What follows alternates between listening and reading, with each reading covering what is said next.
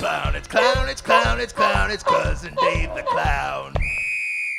Hey ho, Cousin Dave here, doing a little quick review of Game of Thrones Season 5, The Wars to Come, Episode 1. First of all, the flashback scene was great. Young Cersei, she's still a bitch when she's a kid. Of course, she grows up and she's a bitch. But anyway, don't know who the magic witch is. Some say it's Maggie the Frog. I'm not a book reader. I'm not too sure who Maggie the Frog is, but be interesting to see if this character pops back up. And the whole blood thing. And the witches are just creepy as shit on this show, I will say. Redheaded woman, now this one. Bring on more witches. That's fine by me. Love the creep factor, okay? Second thing, the funeral. As soon as we see Cersei, guess what? We find out she's still a bitch, okay? And not much to say there other than she's going to see her dead father. Real creepy. I love the eyes, the rock eyes. It's like, right? Freaky as shit.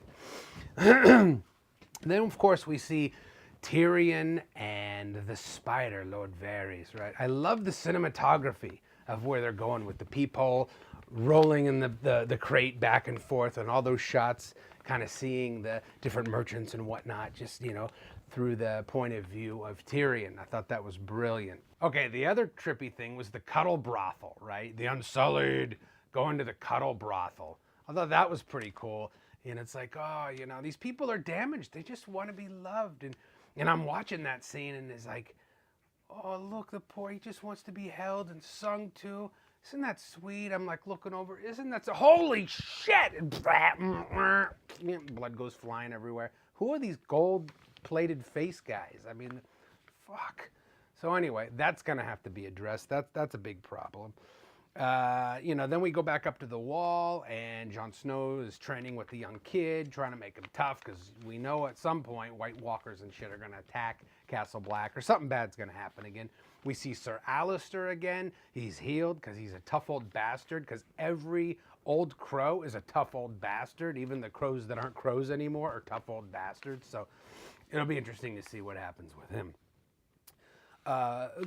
Another thing that creeped me out, I feel like a protective parent when I see Jon Snow and the Red Woman. I just want to jump in there and be like, just fucking get away from him. Don't mess with him. I don't like you near Jon Snow. I don't like it.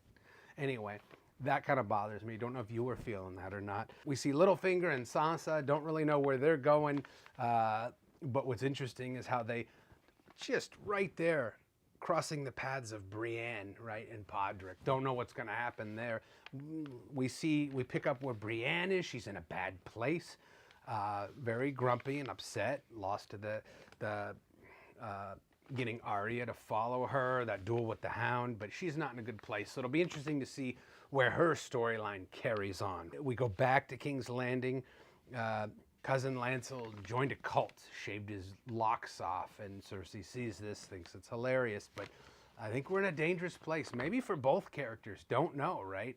The cults can be very bad, and, she thinks she has all this power, but who knows with the High Sparrows, and they're going to pull, or maybe she'll just off her cousin if he gets a little, too tweety, and then this last scene where Jon Snow's trying to convince Mance Rayder, right, to join. There was that part of me, it's like, I just wanted to see this horde unite and Mance fighting side by side with Stannis and Jon Snow. And no, canceled. You don't bend to the knee. No, he's an honorable guy. Guess what happens to honorable characters in this fucking show? They get their head cut off or they get burned alive like the witch. So it'll be interesting to see. I did like the ending note where Jon Snow's a little defiant. At least puts him out of his misery. My opinion doesn't really matter about any of this because bottom line is nobody likes clowns.